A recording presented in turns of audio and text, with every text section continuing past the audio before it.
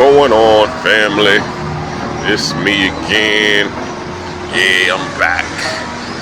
Just came from the barber shop. Got my fresh cut. How's it look? I know I was looking scruffy the first couple of videos. I know everybody's always asking, why you always be doing videos and you be looking like that? You know you're supposed to put on a good image. This is how I keep it real. You know what I'm saying? Little Dirk wanna show how he street. I'm doing this for real with his drill music. Now he all up in jail. This is how I keep it real. I show you me looking all scruffy, you know what I'm saying, and out in these streets, and then I go get fresh. So you can see the change. You can see the before and the after. You feel what I'm saying? So, but yeah, I'm over here in Rio Abajo. That's the barbershop behind me. Let me show it to you. Barberio Pio, which is in Rio Abajo. And as you can see, this is the hood of Panama. This is where a lot of your Caribbean, Afro-Caribbean / Panamanian people live at out here. It's a nice little town, you know what I'm saying? As you can see, they got the fruit stands. Everybody's out here getting set up. Little farmer's market, fresh fruits and vegetables. And if you bougie like I am, then you got the grocery store right over there. The grocery store Ray. And of course they got nice high rises up in here. And then at nighttime they got a club across the street that plays Afro-Caribbean music, and you know, of course, your south side, your bachata and your reggaeton. It's on the main street. I'm about to head to that's actually a school bus right there, y'all. That's what the school buses look like. But why am I on here right now? I just had something to say. The title of this is sometimes it's better to be held back than to keep up with the Joneses. What do I mean by that? Sometimes it's better to be held back than to keep up with the Joneses. You know how when you was in school and the teacher would say, I don't think he learned, you know, enough to pass. I think he needs to get kept back. He needs to be held back a grade because he ain't sufficient enough to be able to be promoted. That's how we are as a society. And that's what's going on right now in our community, to be honest with you, because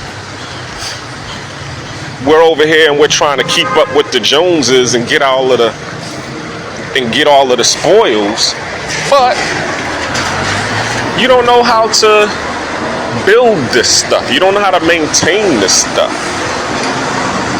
I was talking to you all in my last video how I was saying, okay, my grandparents, they bought houses and they had convenience stores, and then as soon as the parents die or the grandparents die, because they didn't pass down the knowledge on how to, you know, pay the taxes and maintain the house, you know, fix the house, or maintain the stores that we had.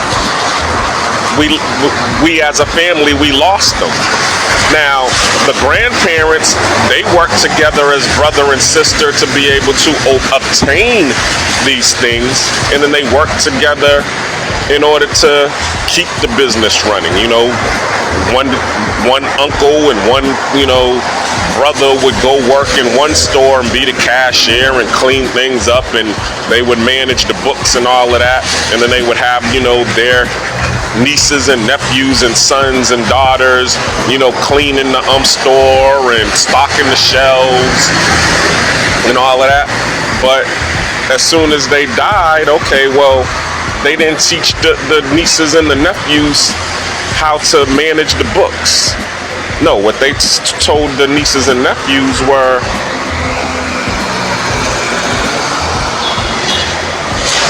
you need to go to school. You need to get your education, because I didn't get my education. So you need to go to school and get your education. And guess what? The nieces and nephews went into the school and got the education, graduated from high school or whatever, and didn't come back to help the family. They went and got a corporate job. But did that corporate job help maintain the stores that we already bought and had? Did the education and the degrees that the family had, did that help maintain the houses that we had in the family? No. They went and got their own thing and just moved on, and they disconnected themselves. So they went to go keep up with the Joneses. They wanted to go live in the suburbs and be able to go to these Jack and Jill and these sororities and fraternities and all of these brulee types of social clubs and social events, and forgot about, the uncle who was out here working at the scrap yard, or the father who was working at the laundromat pressing clothes, who was saving his money to get you to go to school to be able to get there. They totally forgot about that. Meanwhile, when you look at your counterparts, your Asians, your Mexicans, your whites, they did it totally opposite. When they went to school, they got the education, but they got the education on how to better their parents' business. They went to school to learn how to grow, to do agriculture a little bit better, what machines to go get, how to be better in the industry that their parents and grandparents was in. And then now, fast forward, okay, you have a lot of these companies, family-owned companies that are 9 generations and 10 generations. Meanwhile, the black community, we pressing the reset button. We gotta get held back. We purposely holding ourselves back. We're not promoting ourselves. We're not standing on our parents' shoulders. We're saying, I don't need what my parents got. I got to do it on my own. I can do it on my own. And then what happens is, okay, look at the state that we're in. I was watching this movie. I think it was called The Jazz Singer. And everybody probably seen that movie. I forget. I think it was on Netflix, where the guy, he had to run away from his hometown because he was messing with this girl who was she was passing for white, and she was married to this white dude, and the mom didn't want her to be with the black dude, so the moms ran out and told the white people that the black dude raped her. So of course they created a lynch mob to go lynch the dude, so we had to hightail it out of town. So but meanwhile they was keeping an eye on the mom who stayed there. And the funny thing was, the jazz singer was sending the mom money home, to help her, because they done shut her business down because of that situation. Nobody was patronizing her business anymore. She had a juke joint. So long story short, he would send her checks, and the checks would go to the general store. That's how they got their mail. So the people at the general store would see the letter with the money, and they would keep the money. And then she would go up in there and ask for credit, and they'd be like, nah, we ain't giving you no credit. Meanwhile, she getting money the whole time from the dude who was living in Chicago. But guess what? It didn't really harm her that much, because she didn't depend on the general store to eat. When you would, they would fast forward the scene, and then she would be at home, in her garden, growing her own food. So it really didn't matter because she had her own garden where she could grow her own food and eat. Yeah, it would be nice to go to the general store to go get some food, you know what I'm saying, some rice and whatever. But okay, y'all over here, y'all acting funny style with the product, with the staples in the general store. Fuck it. I go home and go, eat some fruits and vegetables, some carrots and some lettuce and some cabbage that I done grew in my garden. That's being able to understand what our parents, because I know my grandparents, they came from the South, they came from Georgia, all of them. So all of them knew how to grow food or worked on a farm. My grandfather on my mother's side in Blackshear, Georgia, they grew tobacco and they had pecan trees, and you go there now, you still see some pecan trees on the land that we still got. I remember growing with my grandmother, when I was 3 years old, and there was this farm or a garden on Blue Hill Ave, and what was it? It was Marshall's farm. Is Marshall still around? I remember seeing Marshall, and my grandmother would go. It was right around the corner from Bullock Funeral Home or Simcoe's. And she would go up in there and pick her green collard greens and cabbage and all of that stuff. So, and I grew up like that, you know what I'm saying, seeing that. Fast forward, I don't know nothing about growing no food. I want to learn how to grow some food like my grandparents. Yeah, I'm getting on the bus. Hold on. Gotta get my card out. So yeah, while I'm talking, I'm also going to give y'all a tour.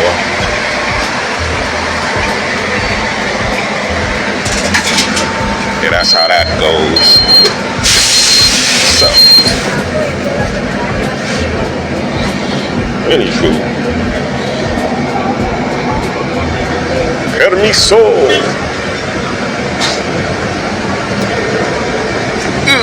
Permiso. And see, Panama look the same as any other neighborhood.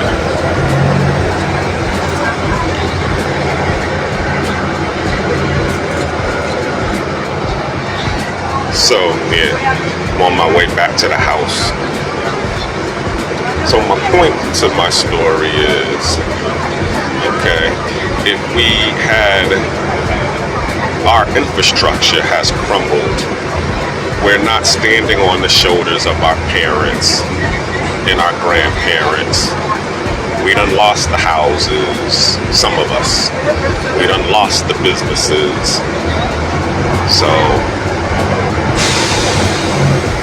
and now we're over here and we're, bunking, rooming, sleeping on the couches of the people who have in our family. I know a lot, even when I go to Boston, it's different in Georgia because, when I moved to Georgia in 2006, mostly everybody in Georgia had their own house. All my brothers, my father, my aunts, my uncles, we all had our own house. So if anybody came down from Boston to come, visit, they had more than one house to, choose to stay at. I go up to Boston, they don't have that. Why? Because prices are so high in Boston. The people who live in Boston can't afford to live by themselves, so they're sleeping on the couches or, staying with the relatives who are on Section 8 or who have their own houses and stuff. Or if that's not happening, then they homeless. You know what I'm saying? They out there struggling. But guess what? If that's where you need to say to yourself, you know something, I need to be kept back. I need to go back to the basics. What do I mean by that? You need to be like the old lady, learn how to grow your own food. So, you know, you ain't out here starving. You need to learn how to, you know, build your own house so that you ain't out here homeless. See, these are the things that we lost. We don't have that knowledge no more. We depending on the Mexicans and the El Salvadorians and, you know, everybody else to provide these things for us. And guess what? They charging us through the roof in order to do it. But if we, and you know, we live in the age of technology. So really, you know, you can get on YouTube and learn how to do plumbing or learn how to do some carpentry. You really don't have to go and ask a Mexican or an El Salvadorian or, you know, whatever, a Latin person or Caribbean person to fix your stuff. You can learn how to do it on your own. And then, okay, you ain't got to worry about getting me a seat. You ain't got to worry about being homeless because you can cut your own stone. But you too busy trying to keep up with the Joneses. Hey, mama, I'm gonna give this to you. They nada. Yeah, I gave my seat up to the lady right there. That's what they still do over here. They still give up their seats to the people that are older or disabled. And that's another thing that I do like about being in Panama, being in another country. They still have keep some of the same culture and courteousness here. You know, you be in the States, you don't see that. You know, hey, if you ain't got a seat, you just asked out. But here, you know what I'm saying, they give up their seat. You know, they're still respectful here. They're still courteous here. I mean, I'm not saying some people aren't courteous. I'm just saying, as a nation, as being American, we have lost that. And so we need to go back to that. We need to be held back to go relearn these things, because that's the only way that we're going to be able to move forward, is if we relearn these things.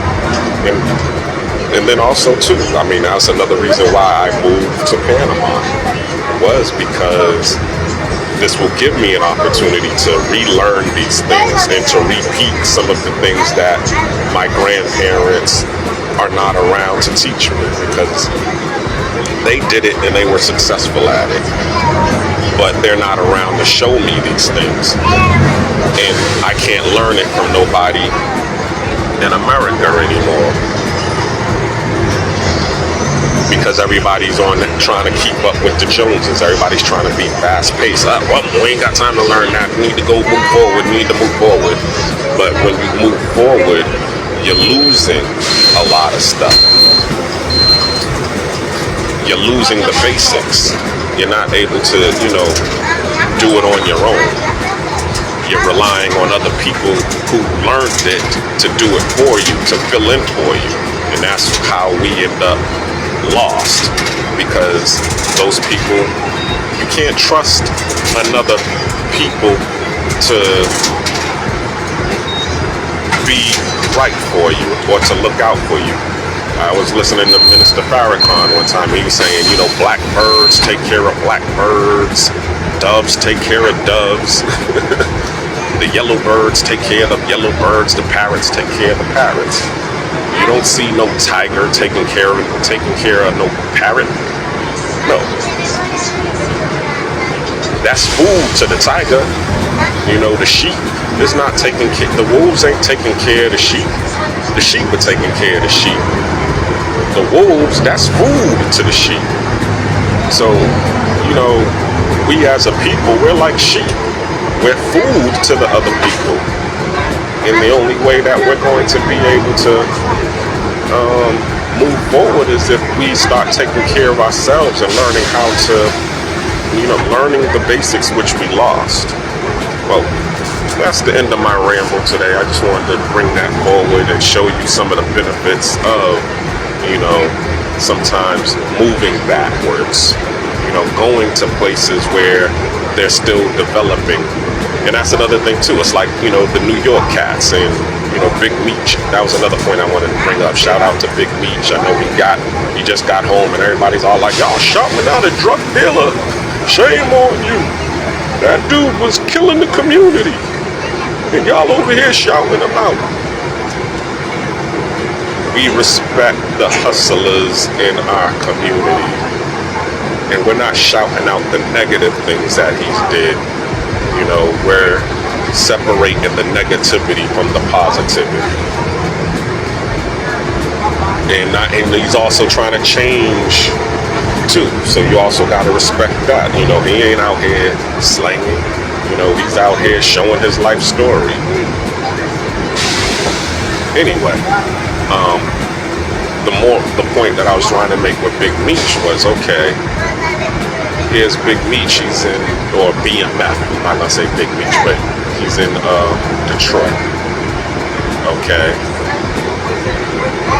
Just like the New York cats, they in New York. They have something that's hot. That's the trend. But everybody in New York is doing it. So what do? They go find a small town where it's not hot at yet, but they know it's gonna be hot. It's gonna take on, and they bring that there.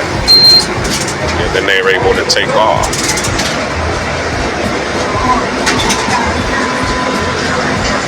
Oh, actually, something? Let me get off here. Yeah, let me get off here. So, sometimes it's good to be able to, get off and, excuse me, trying to find my bearings. But sometimes it's good to go to the small town or the place where they're still developing and bring that new technology that from your city to that small town, because they ain't got it yet. So you bring it there, so you gonna be the man. That's what Big Meech did with BMF. He went down to Atlanta, where they wasn't on to what he was doing yet, and he was able to lock Atlanta down and lock all of the small towns around Atlanta down. That's what we're bigging up. So there's a lot of industry, because Panama is like 1980s America. You know what I'm saying? I just was on the bus. The bus is 25 cents. You see what I'm saying? My haircut, y'all like it? $7. You know what I'm saying? I'm giving him a $3 tip because I'm used to paying $10 for my haircut. And even in the States, back in the 90s, I was paying $10. Now you go to the barber shop, you paying $25, sometimes $40 for a haircut in the States. You see what I'm saying? So if you was to come to this country or Colombia or Dominican Republic, where they're now starting to be developed, and bring industry and technology to these places, you'll be able to make money. That's what I mean about being held back. Sometimes it's better to be held back than to be trying to keep up with the Joneses. That's it. I didn't want to ramble on, because as I said the last time, it was 36 minutes. So I'm gonna try to keep these short and brief. But I hope y'all are understanding what I'm saying. There is room for growth here in these places, and room for you to be able to make money. But I understand. I mean, a lot of us don't want to leave where we're our comfortable places. We'd rather sleep on somebody's couch in Boston and struggle rather than be by yourself in a small town like Augusta, Georgia, and be comfortable, or not even Augusta, Georgia, because some of y'all already know y'all ain't moving down south. Some of y'all don't even want to move to Groton, Grafton, you know, or was Lincoln, you know, out when y'all don't want to leave past 495. Nah, that's too far. It's too boring out there. None of y'all want to go to Waterbury. I'm just, you know, places where rent might be more affordable for you to live, but because you don't know nobody there, or because it's quiet there, you rather stay and sleep on that person's couch rather than, you know, be over there. It might be a little bit more affordable. And I ain't gonna repeat myself. Y'all got what I'm saying. Y'all get the picture. I already said it. So, and what happens when you get promoted and you didn't learn the lesson? You end up screwing yourself in the end. You end up screwing yourself in the end. So that's my little advice. That's what I'm doing here. I see it's more affordable here. That's number one. I see that there's things for me to learn here that I didn't learn from my grandparents. So I'm here. And hopefully I'll be able to pick up where my grandparents and parents left off and be able to do some of the things that they did. Because, hey, you can still buy a house for $50,000 here in Panama. Just like my mother. My mother bought her house in 1979 for $33,000. You can still get a house like what my mother bought for about that price. You ain't buying no two families in Boston for $33,000. That ain't gonna happen. But if you came here and bought it right now, you know what I'm saying? In 10 years and 15 years, it'll be the same cost of what the house in Boston is now.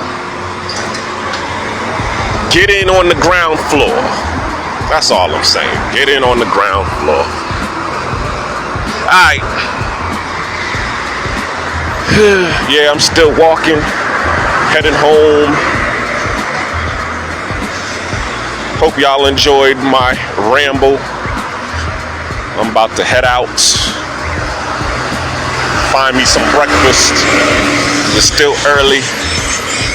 Or find me some lunch. It's about to be lunchtime. Alright.